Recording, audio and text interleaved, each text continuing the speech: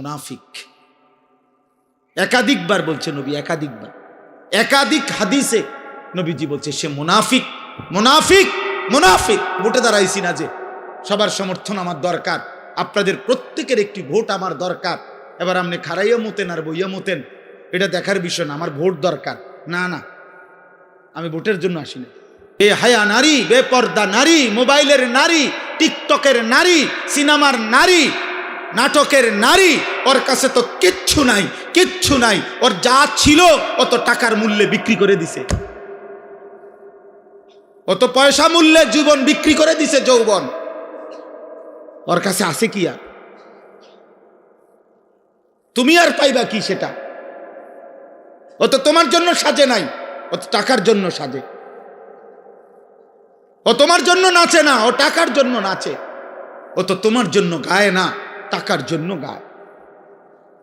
ও তোমার জন্য অভিনয় করে না, ও তো টাকার জন্য অভিনয় করে। ও তো নিজেই বলে আমি একজন অভিনয় শিল্পী, আমি মূলত আসল কিছু না, আমি অভিনয় করি, অভিনয়, অভিনয়, আমি ধোকা দেই, ধোকা, ধোকা। নাকি বলেন ভাই মুজিব ভাই?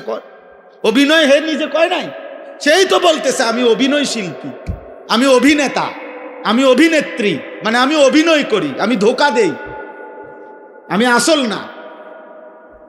রাত যদি আর ভোর না হয়, এমন কি হইতে পারে না? ফিলিস্তিনের কত বাচ্চা রাত্রে ঘুমাইছে আর জাগে নাই, এমন হয় নাই? গাজার কত সন্তান, মায়ের কোলে এমন সন্তান, বাবার কোলে এমন সন্তান হারিয়ে যায় নাই? মাত্রে গাজায় ৭৫,০০০-এর চাইতে বেশি ইমানদার মুসলমান শাহাদাত বরণ করছে। এমন শাহাদাত, এমন মৃত্যু আমাদের কি হইতে পারে না?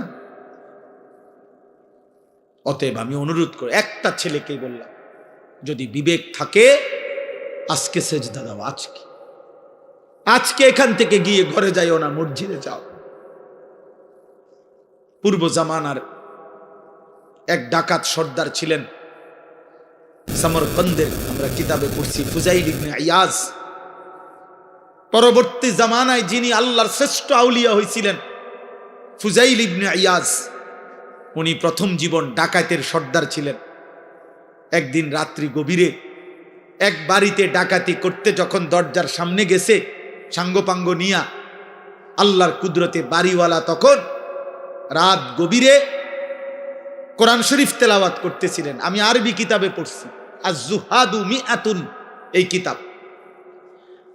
তো রাত্রি গভীরে ওই বাড়িওয়ালা তখন আল্লাহর কোরআন পড়তেছে, আর ঠিক উনি যখন আইয়া দাঁড়াইছে, এই ডাকাত সর্দার বাড়িওয়ালা তখন কোরআনের একটা আয়াত পড়ছে, আলাম ইয়ানি লিল্লাযীনা আমানু আন তাখশা কুলুবুহুম লিযিকরিল্লাহ। হে আমার মুমিন বান্দা, আমি আল্লাহর স্মরণে, আমার বন্দিগি, আমার জিকিরের জন্য তোমার দিলটা নরম হওয়ার সময় আজও কি হয়নি? আর সেজদা দিতা না বান্দা আমারে? ৩০ বছর হয়ে গেল সুদ খাইতেছ, ছাড়তা না এটা? তাইলে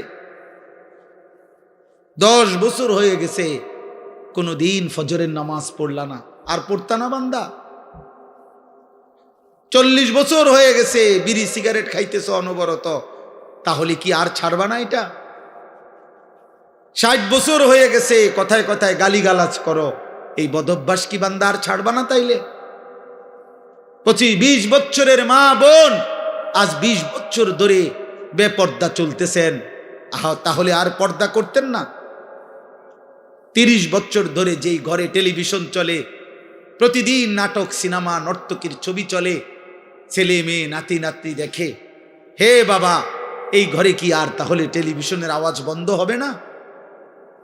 এই গুনাহ আর থামবে না? তাইলে আল্লাহ জানতে চাচ্ছে, বান্দা তাহলে কি আর ফিরবা না? এ কথাইটা উনি শুনছে, শুই নাই, কিতাবে লিখছে ফাওয়াকাফা, ফুজাইল থেমে গেছে, আর দরজায় হাত দেয় নাই, ভাঙ্গে নাই, ডাকাতি করতে বলে হাত দেয় নাই।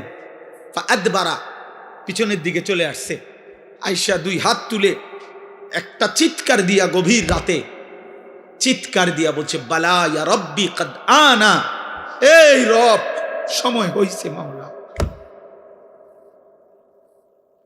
সময় হয়েছে রে মাওলা, আমি ছেড়ে দিলাম নাফরমানি, আমি ছেড়ে দিলাম, আমি করব না আর ডাকাতি। এরপরে উনি তওবা করে রাত্রি গভীরে তওবা করে সেদিন থেকেই ভালো হয়ে গেছেন। পরে এই সামরকান্দ রাশিয়ার একটা এলাকা, ওইখান থেকে হিজরত করে মক্কায় আল্লাহর ঘর কাবার পাশে, এরপরে বাকি হায়াত মৃত্যু পর্যন্ত তিনি বাকি হায়াত কাটাইছেন। ফুজাইল ইবনে ইয়াজ সাইয়্যিদুল আউলিয়া, আউলিয়াদের সর্দার হইছেন। ওই জামানার খলিফা ছিলেন উনি, যখন মক্কায় ছিলেন পরবর্তীতে আউলিয়া বুজুর্গ হইছেন এই ডাকাত সর্দার। তখন খলিফা ছিলেন মারওয়ান, মারওয়ান ইবনুল হাকাম।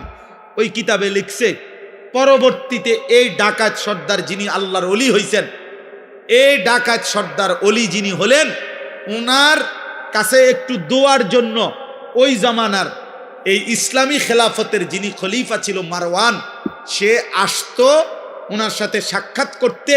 আর আয়েশা সর্বপ্রথম হজরতে ফুজাইলের দুইটা জুতা বুকের মধ্যে নিয়ে লাগাইয়া হজরত ফুজাইলের সামনে দাঁড়াইয়া বলতো, হজরত এই বাদশাহ মারওয়ান আপনার কাছে একটু দোয়ার জন্য আসছে। যিনি খলিফা, যিনি বাদশাহ। এজন্য প্রিয় ভাই, রহম করো, রহম করো, এমন সুন্দর জীবন নষ্ট করো না, এমন মালিক বইলো না। আল্লাহ বলছে রব্বিল আলামিন, আমি গোটা জগৎ সমূহের প্রতিপালক, আমি রব, আমি শুধু সৃষ্টিকর্তা না, আমি শুধু বানাইয়া ছেড়ে দেই নাই, আমি লালন করি, পালন করি। আমি রব, আমি শুধু সৃষ্টিকর্তা না, আমি শুধু ছেড়ে দেই নাই, বরং রব বলে কাকে? তাফসীরের মধ্যে আছে তাবলীগু শাইই ইলা কামালিহি শাইআন ফাশাইআন, অনস্তিত্ব থেকে কোনো জিনিসকে অস্তিত্বে এনে প্রতি সেকেন্ড প্রতি মুহূর্তে পূর্ণতার শেষ পর্যন্ত, চূড়ান্ত পর্যায় পর্যন্ত যিনি তার সকল প্রয়োজন সব অবস্থায়, সে বলুক বা না বলুক, জানুক বা না জানুক, যিনি তার সব প্রয়োজন প্রতি সেকেন্ডে পূরণ করছেন তাকে বলে রব। আর এটা শুধুই আল্লাহ। আমরা এই পৃথিবীতে ছিলাম না, আমাদেরকে এই পৃথিবীর অস্তিত্বে এনেছেন কে? আনার পরে আল্লাহ আমাদের লালন পালনের দায়িত্ব নিছেন কোন বছর থেকে? 4 বছর বয়স থেকে। কথা বলে না। আবার দায়িত্ব ছেড়ে দিবেন কোন বছর? 40 বছর পর না, প্রথম অস্তিত্বের প্রথম সেকেন্ড, সেদিনও তিনি রব। আমার মৃত্যুর শেষ সেকেন্ড, সেদিনও তিনি আমার। আল্লাহ বলে, বান্দা তুমি বলো কিংবা না বলো, তোমার বাপ অভিমান করতে পারে, তোমার মা কখনো রাগ করতে পারে, আমি মালিক তোমারে ছেড়ে দেব না। তোমার যা দরকার তুমি আমারে ডাকো বা না ডাকো, সেজদা দাও বা না দাও, ঈমান আনো আর কুফরি করো, গোলামি করো আর নাফরমানি করো, আমি তোমাকে দিয়েই যাব, আমি তোমাকে খাওয়াইয়েই যাব, আমি তোমাকে পান করাইয়েই যাব। আমার আসমান থাকবে, আমার জমিন থাকবে, আমার সূর্য উঠবে, আমার চাঁদ উঠবে, আমার রোদ আসবে, আমার বৃষ্টি আসবে, আমার রাত আসবে, আমার দিন আসবে, আমার সৃষ্টি জগৎ, আমি খাবারের ব্যবস্থা করব, আমি রিজিকের ব্যবস্থা করব, আমি সব ইন্তজাম করে, আমি না রব, আমি তোমারে রাখবো, লালন করব, পালন করব। কেন? আর রহমানির রাহিম, আমি ভীষণ দয়ালু। যারে আমি বানাইছি তারে আমি ভেঙে দেই কেমনে? যারে আমি বানাইছি তারে আমি ধ্বংস করি কেমনে? যারে আমি বানাইছি তারে আমি আসার দেব কেমনে? যারে আমি বানাইছি তারে আমি ছুঁড়ে ফেলে দিব কেমনে? আমি না রহমান, আমি না রাহিম, আমি না ভীষণ দয়ালু, আমি না দয়াবান? হ্যাঁ, এজন্য আমি দুনিয়া তো দেব, খাওয়াবো, পড়াবো, দুনিয়া সংসার সব প্রয়োজন পূরণ করব। তবে বান্দা মনে রেখো শুধু একটা কথা, আমি কিন্তু আজ দুনিয়ায় যা দিচ্ছি আগামী দিন আখেরাতে তা হিসাব নেব। মালিকি ইয়াউমিদ্দিন। তুমি যেটা বুঝছো এটা না বান্দা, তুমি মনে করছো যেই রঙে ভাত খাও। আমার এক পরিচিত জন, আমার একজন পরিচিত বাচ্চা বয়সী, তো তার মা আপনার 20 টাকার নতুন 100টা না কয়টা 50টা নোট রাখছে আর কি একটা বইয়ের ভিতরে, বুড়ি এমনি রাইখা দিছে ঘরে, উনি নতুন নোট মানে এ বুড়িরই ফুত আপনার, হে 2 দিন পর পর এন থেকে একটা নোট নিয়ে খরচ করে। তো একদিন মায়ে টের পাইছে কিরে টাকা দি নাই। তো সন্দেহ করতে করতে ওনার ছেলেরা যখন ভালো করে ধরছে, কহ এটা আমি তো নিছি। কয় তো তুমি নিছো কেমনে নিল? কয় 2 দিন পর পর একটা একটা নিছি। আমার শুনাইছে আর কি ঘটনা। তো বললো যে তো তুমি এগুলা নিলে কেমনে? কয় আমি তো একবার নিলাম 2বার নিলাম, আমনে কিচ্ছু কর না, কেউ কিছু কয় না, এই জন্য না নিছি। আজ আমরা ভাবছি এটা যে আমি প্রতিদিন নাফরমানি করছি, একটা সেজদাও দেই না, একটা গোলামিও করি না, আল্লাহর একটা হুকুমও মানি না। ওমা আল্লাহ দে কি সুন্দর আমারে খাওয়াইতে আছে, ঘুম পাড়াইতে আছে, বিল্ডিং দিতে আছে, বউ দিছে, বাচ্চা দিছে, জিফুত দিছে, সংসার দিছে, তামসা করতে আসি, ফুর্তি করতে আসি, মজা মারতে আসি, কোনো অসুবিধা নাই। ব্যাপারটা কি? আল্লাহ বলেন, হ্যাঁ বান্দা, ব্যাপারটা হলো এই মালিক ইয়াউমিদ্দিন, হিসাবের জন্য তো আজকের দিন না, হিসাবের জন্য তো আখেরাত। আলাদা দিন রাখছি তো আমি আজ যা দিয়েছি সেদিন আখেরাতে নিয়ে আমার একটা একটা নিঃশ্বাসের হিসাব আমি আল্লাহ নেব। আমার এক এক লোকমা খাবার, আমি এক এক ঢোক পানি, আমার চোখের পলক, আমার কায়নাতের যত কিছু দিয়ে তোমাকে উপভোগ করাইছি, আমি তার হিসাব নেব, হিসাব নেব, হিসাব নেব। আমি বাদশাহ, আমি রাজা ধীরাজ, আমি মালিক, আমি কিয়ামত দিবসের বিচার দিবসের মালিক। অতএব শুনে নাও, বাদশাহ যেমন আদর করে, বাদশাহ তেমন শাস্তিও দেয়, বাদশাহ যেমন পুরস্কার দেয়, বাদশাহ তেমন শাস্তিও দেয়। এজন্য আমি রহমানের কারণে দুনিয়া এখন দিচ্ছি, কিন্তু আমি মালিক, আমি জব্বার, আমি আজিজ, আমি জুন্তিকাম, আমি শদীদুল ইকাব, আমি সরিউল হিসাব, আমি হিসাব গ্রহণকারী, আমি কঠোর শাস্তিদাতা, আমি প্রতিশোধ গ্রহণকারী। অতএব আমি আখেরাতে ছাড়ব না বান্দা। আমার একটা একটা নিয়ামতের সেকেন্ড সেকেন্ড, মিনিট মিনিট, মুহূর্ত মুহূর্তের হিসাব আমি নেব, নেব, নেব। সেদিন আমি আল্লাহ তোমারে বেইজ্জতি করে কঠিন আযাব দিয়ে একটা একটা লাথি দিয়া জাহান্নামে ফেলাইব। একটা একটা লাথি, ফেরেশতাকে আল্লাহ বলবে একটা একটা লাথি মার, তারে জাহান্নামে মার ফেলা। তোমরা বেশি বাড়াবাড়ি করছো, নওজোয়ান বাড়াবাড়ি করছো। তোমরা কি ভাবছো আল্লাহকে? কি মনে করছো আল্লাহকে? কি ভাবছো? বাবা কিছু বলে না তো আল্লাহও কিছু বলবে না, মা কিছু বলে না তো আল্লাহও কিছু বলবে না, সমাজের কেউ কিছু বলে না তো আল্লাহও কিছু বলবে না। না রে বাপ, বিষয়টা এমন না।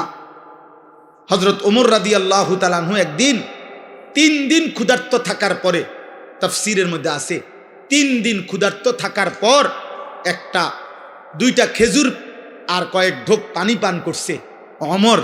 তখন আল্লাহর নবী তখন দেখছে, নবীজি বলেন, ওয়াল্লাহি লা তুসআলু আন হাযান নাঈম। ওমর, আল্লাহর কসম, কিয়ামতের দিন তুমি ওমর এই 2টা খেজুর আর এইটুকু পানির হিসাবও আল্লাহর কাছে দিতে হবে, যে এইটুকু খেজুরের হক কি আদায় করছো, এই ঢোক পানির হক কি আদায়। একটা ছেলেও যদি বুঝে থাকো বাপ, আজকের থেকে বদলাও। সর্বশেষ কথা হলো, আল্লাহ তাআলা বলেন, অতএব বান্দা, আমি ব্যালেন্স করে বলছি, তোমার মুখ দিয়া প্রতিদিন আমি উচ্চারণ করাই সূরা ফাতিহা। এতবার তোমারে বলাইছি, না বুঝার কথা না, তুমি মনে নাই এটা কেমনে কইবা? আমি আল্লাহ তো আলহামদুলিল্লাহ সূরাটা শত শতবার, হাজার হাজারবার তোমার মুখ দিয়া বলাইছি। কথা বোঝেন নাই? এতবার বলাইলাম, তুমি বুঝো নাই? এতবার কেন বলাইলাম?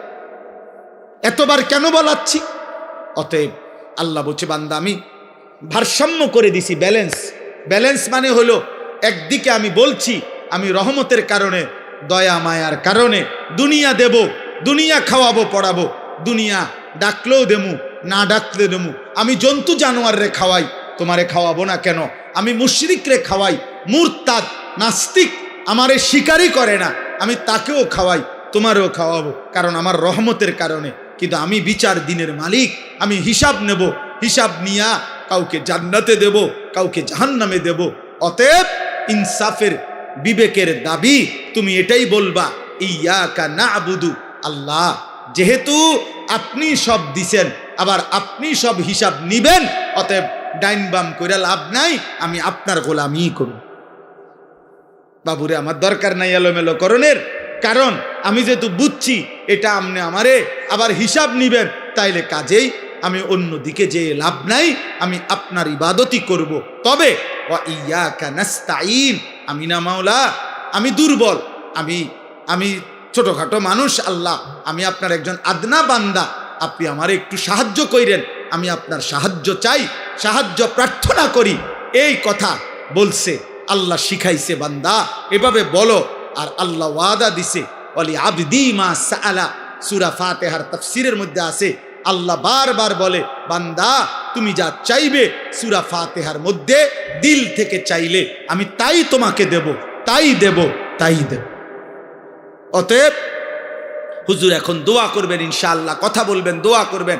বাবা নওজোয়ান ভাই উঠো না, দয়া করে উঠো না, দোয়ায় শামিল হও। এক আল্লাহওয়ালা এক বুজুর্গের কাছ থেকে দোয়া নাও। এক রাত গভীরে কষ্ট করছো, চোখের পানি ফেলে একবার দেখো, এ কথা বলে দেখো মালিককে, মালিক আমি ভুল করছি মাওলা, আপনি আমারে মাফ করে দেন, আমি আপনাকে সেজদা করব।